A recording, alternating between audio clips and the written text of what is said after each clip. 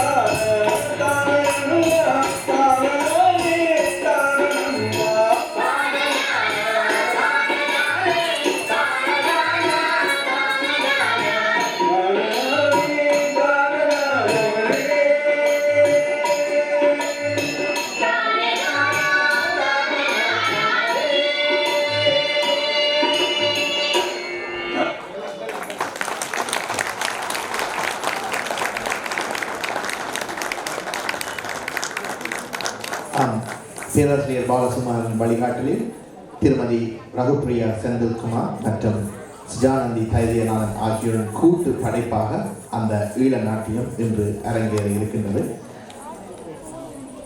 இந்த வேளையிலே திரு பாலசுகுமார் அவர்கள் கூட இன்று இந்த நிகழ்விலே கலந்து கொள்வதாக இருந்தது.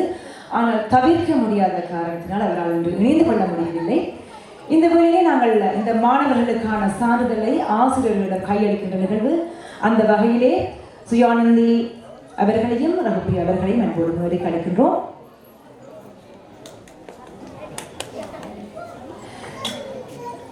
சுயானந்தி தைரியநாதன் மற்றும் ரகுப்பிரியா செந்தில்குமரன் இருவரையும் மேடைக்கு அழைக்கின்றோம். அவர்களுக்கான அந்த சான்றிதழ்களை வழங்க திரு நேசரூபன் அவர்களையும் நாங்கள் அன்போடு மேடைக்கு அழைக்கின்றோம்.